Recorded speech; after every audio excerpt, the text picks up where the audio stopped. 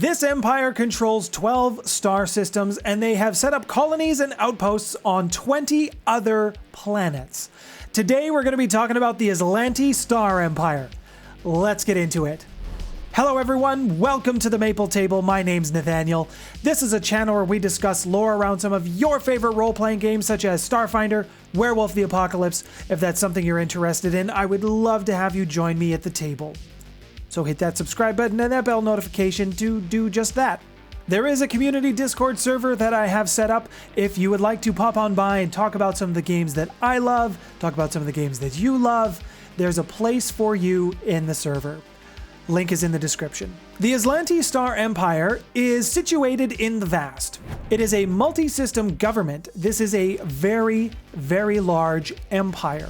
It is also founded by humans who came from a old missing continent back in Golarion days called Azlant. They were the first great human civilization to appear on Golarion, and they still believe this to be true, and they can actually back that up with some military might as well. They are driven by the fact that they believe themselves to be what they would call pure ones, and only the pure-blooded Azlanti can rule the universe. And it also should go without saying that when you have this kind of a mindset, you also believe that you are the best and superior to everyone else, and that they should just follow your rule. So that's something the Azlanti believe in. As I mentioned, that the Azlanti Empire has a very strong military might. They have divided their military into 3 sections. The first would be the Imperial Fleet. Number 2 is going to be your Aeon Guard. And the third is an auxiliary military unit that is made up of volunteers. And all of these volunteers are also non-humans, so that's something interesting. And this auxiliary unit is simply called the Alien Cohort. The Imperial Fleet is the space navy of the Star Empire. That's just fun to say. It's made up of humans and non-humans alike. However, the officers are going to be predominantly Azlanti. And to give you an idea of the Azlanti Space Navy size, if you were to put the Pact Worlds and the Veskarium, add all of those military ships together, they might have an equal chance when it comes to fighting the Azlanti Empire. The Aeon Guard would basically be the Azlanti Special Forces. Only the pure-blooded Azlantis are allowed in, and each member is given some special equipment that helps them do their duties that much better. And those duties include, but are not limited to, protecting the Empire, crushing the insurrectionists or any rebellion that might rise up against the Empire, and to also expand the Azlanti Empire. And lastly, that leaves us with the Alien Cohort. Now, the Alien Cohort is made up of only non-humans, and though this group is usually the first to battle, considered expendable as military conquest does, knowing all of that, there are still lots of non-humans who are trying to join the ranks of the Azlanti military. And this is because, like the Veskarium, this is one of the only ways for a non-human to gain some reputation or some status in the Azlanti Empire. New Thespera. This is the capital planet of the Azlanti Empire. It is home to the Aeon Throne, and this is where the Azlanti rule their empire. And the title of the leader of this Star Empire is called the Star Imperator. And this particular role has been filled from one family for the last 2 millennia. The Ixomander Dynasty. And I know after sounding it out and hearing it, I probably said that wrong or pronounced it wrong, so oops. Let me know in the comments below if I did. The current Imperators of the Azlanti Empire are actually twin siblings right now, Eorian and Iridella. Now, each planet that is in the Azlanti Empire is ruled by a separate ruler outside of the capital. These rulers have many titles and many names, many of which are hard to pronounce. The important part of this whole system, though, is that the high-ranking official cannot just get their title by inheriting it. Having said that, though, many of these planetary rulers are also incredibly wealthy, and they use certain planets as their own little kingdoms or backyards fiefdoms, I guess would be another word you could use. I would say that a large part of the Aslanti Empire is ruled by its class system, its hierarchy. The Illustre class is one of the ranks that humans can attain, and it is also the highest rank a non-human can get for being a citizen. All of the better ranks are reserved for the more pure-blooded Aslanti.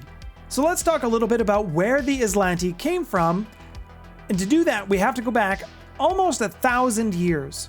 And that's 1,000 years before the gap. Thousands and thousands of colonists followed their leader at the time, Aranestria, and they went through magical portals to New Thespera. New Thespera was a planet that had been kind of discovered, and as the Aslant wanted, they wanted to colonize, expand, and that's why they went into these portals to get to a new planet. The problem was, after several months, these portals just kind of stopped working, and this stranded all of the new pioneers on the new planet, New Thespera. Aranestria, she was the resourceful type and didn't want to see her people be put down and out. She was determined to let this colony survive, and not only that, thrive. And thrive they did. She turned this colony into the New Aslanti Empire, or as we now know them, the Aslanti Empire. She inspired her people, she encouraged learning and carrying on the traditions of their history, and that's how she won the hearts and minds of her people. And she did become the first imperator of the Aslanti Empire. Now, the Aslant were very advanced in not only science but also magic. They used all of this to build the foundation of their new empire. Aranestria also used this ability, this science and magic, to extend her life well beyond what a normal human should live. But we can't all outrun death unless you're an Eox, but that's a conversation for a different day. And she did eventually pass on, and her successor, who took up her torch, and actually dropped a few of their old ways, old lines of thinking from their Aslant days, and proceeded to build a magnificent, glorious empire. Over the next 1,000 years, the Aslanti set about conquering not only their own planet, but every planet in their star system. And some of the best scientists and magicians in this empire were working on building engines or starships that would take them beyond their solar system. Unfortunately, nothing was successful. That was until the signal happened when everyone got access to the drift engines, and that's when the Aslanti really set to work. They devoted their entire empire to making these drift engines so that they could go out and conquer, because that's what you use a drift engine for. Thus, the Aslanti spread out into space, conquering, enslaving, subjugating, or even exterminating races and planets that just didn't line up with them or gave them too many problems. Maybe they just weren't pure enough. But it wasn't until 259 AG that the Vesperium accidentally set up an outpost near the Aslanti Empire, or at least the edges of their empire at the time. This colony was destroyed, its people were enslaved or exterminated, and 10 years after that, a Starfinder Society vessel ran across an Aslanti ship, and they tried to initiate first contact. That ship was never heard from again. And ever since then, whenever the Vesperium or the Pact Worlds run into an Aslanti ship, there is always violence, no peace, no talking. Now, the Aslanti Empire is very much aware of the presence of the Vesperium and the Pact Worlds. They just don't care. They don't deem them to be a threat worthy of war. Not yet.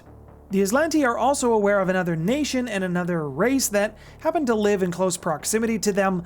Again, they don't deem them to be a threat. The nation of the Shadari Confederacy, as well as the Rekrichis. And I should also mention that the Aslanti are also very much aware of the Swarm. They still just don't view them as a threat that they need to worry about. That is concerning when an entire empire doesn't think it needs to concern itself with the Swarm. Now, when the Aslanti colonized their new planet, New Thespera, they brought with them their old gods.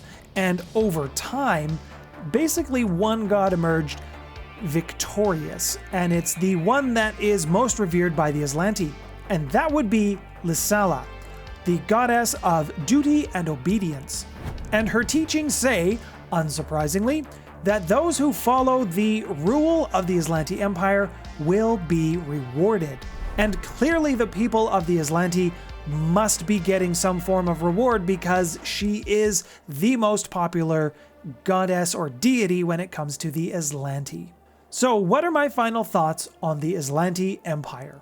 I think the Islanti Empire is an interesting concept. Definitely you could have some games here. You could really use it to explore some darker themes, more mature themes if that's something that you're interested in. If you're going to do that, make sure you have that discussion with your players so that that's not a surprise to anyone. It's also really easy to vilify them, make them the bad guy, make the Pact Worlds and the Vesperium run a story where they team up and fight the Islanti. We know a little bit about the Islanti Empire. Most of it has been coming out through the adventure paths, and so you really have to dig deep into those to find some of this information. I'm really hoping that eventually we will get some more information on the Islanti Empire, some star maps perhaps. There is an adventure path that focuses solely with the Islanti Empire and sort of exploring that a little bit, and that would be against the Aeon Throne. Just keep in mind that if you're playing with non-humans, and let's face it, that's pretty easy to do in Starfinder, the non-humans are going to have a very difficult time. But you know who isn't going to have a difficult time, because presumably they're all human, can't verify that for sure. My patrons: Autumn Alchemist, Caneroot, Warpony, Ducky, Get of Mathrox, B.A. Bravo, Arutvin, The First Layer, Bones Malone, Westheimer, and Ain't No Waifu. You are all hopefully human, but you're all pretty awesome. If you would like to learn a little bit more about some of the other Starfinder empires, then I have 2 playlists selected for you. Please check those out. My name's Nathaniel. This has been The Maple Table. Thanks for stopping by, everyone.